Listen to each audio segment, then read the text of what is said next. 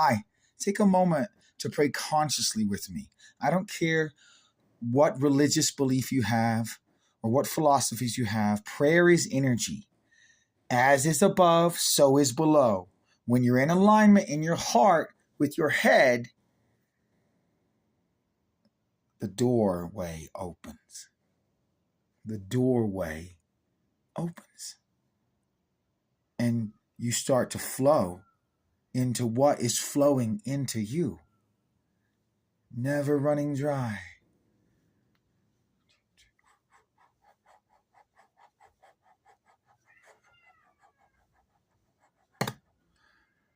The Taurus, right?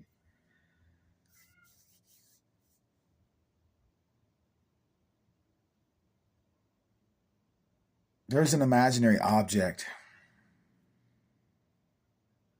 that if you could understand it, you'd know you were it.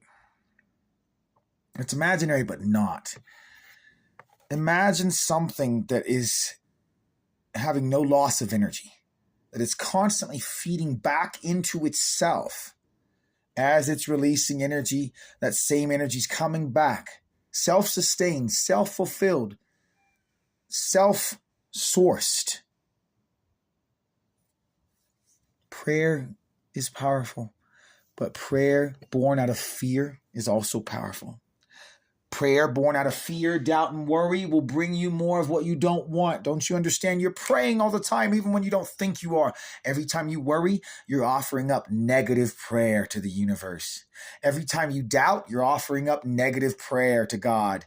Every time you are caught up in fear and you identify with it and allow it to become who you are, every time you get caught up in a feeling that becomes a mood, becomes an excuse to just stay stuck, and not grow and not shift and not change and not expand, that's negative prayer. You don't know how much of your life is negative prayer. How come I'm so miserable? How come nothing goes my way? Because you don't know how to pray. You don't know how to pray. You don't know how to pray in the spirit. You feel it like the Zuni. You draw a circle in the dirt. You stand in the circle. You close your eyes. You sit in silence. You take a breath. And it is. That's what the Zuni do when they pray for rain.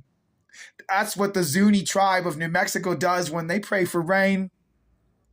They draw a circle and they stand in it and they feel the feeling of rain. They remember every time they've ever been in rain. They remember what it feels like on their body, in their emotional center, what the thoughts that are associated with, the sensations. They remember. So what are you remembering every day? Are you remembering this that is not what you want? Because if this is not what you want, and every day you wake up remembering it exactly the way it was yesterday, you're going to keep waking up every day with it the exact same way. But you can disagree. You can disagree with what everyone else is saying, what everyone is thinking and feeling. You can go your own way. And you can say, I'm going to offer up positive prayer. Gratitude. When I pray, I'm going to be in gratitude. Dude, think about what James said. He said, whenever anyone is sick or not feeling well, gather the elders of the church around them. Pray in the name of the Father, Son, and the Holy Spirit. And that's it. You're done. They're good. So what does that tell you?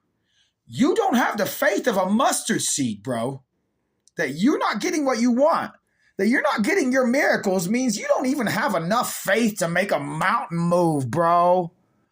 A mustard seed is so small, you have to use a magnifying glass to see it in fine detail. Yeah. So if that's all the faith it takes to speak to a mountain and it will jump in the sea, let's not talk about the fact that God doesn't want you to make mountains jump in the sea. It's a fucking metaphor, bro. It's a metaphor to help you, to shock you. It's Zen Buddhism. Who was the very first Zen Buddhist? Well, he existed before Buddha ever existed.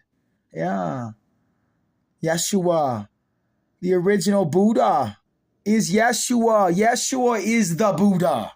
He, the Buddha, came to this earth that we might have healing.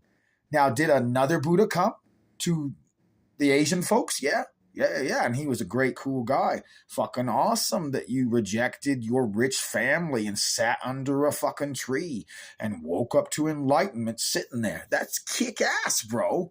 But you weren't the first to figure it out, bro. Yeshua was the first to embody the Buddha. Because what is the Buddha?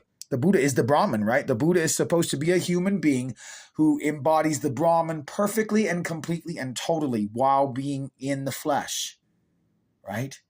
To the point where the only way you can be a Buddha is if you can prove that you remember the other Buddha.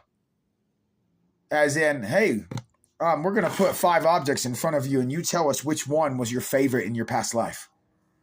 A real Buddha? Boom, they're going to pick the right object. Boom. They're going to be like, hey, let's play some songs and you tell us which one you like the most. The real Buddha? They're going to play the song that the other them played before. So if everything is going into everything, right? It's the Taurus. It's that energy. It's that 0 point. 0 point. Right? Man. You are the 0 point. You are that infinite point where it just starts from nothing. It's the 0 point. From here on out, everything else comes. Before that, there was nothing. It's the 0 point.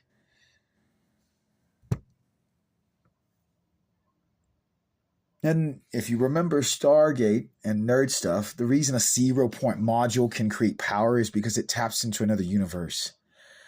It's the Taurus. It's sucking energy. So really what you're doing is you're destroying other universes in order to have that infinite power. Yeah, they don't talk about that in Stargate, that the ancients, the way they create, the reason the 0 point modules are breaking down, the reason that they can't find any new ones is because the ancients realized they were doing fucked up shit. They're like, oh, fuck.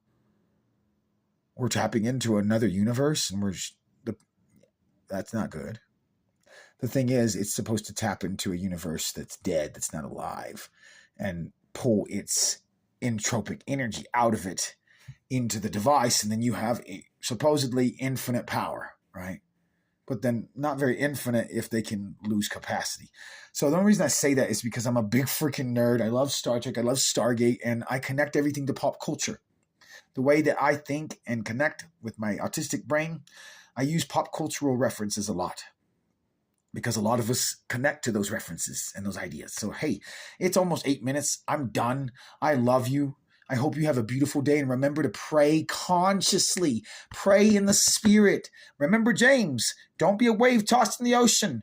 Don't be loose-lipped Larry, right? Don't use that tongue and those lips to curse and malign. Don't use that tongue and those lips to speak doubt and fear and worry into your life, over your life, and expect not to get anything but more suffering and sadness. Stop fighting.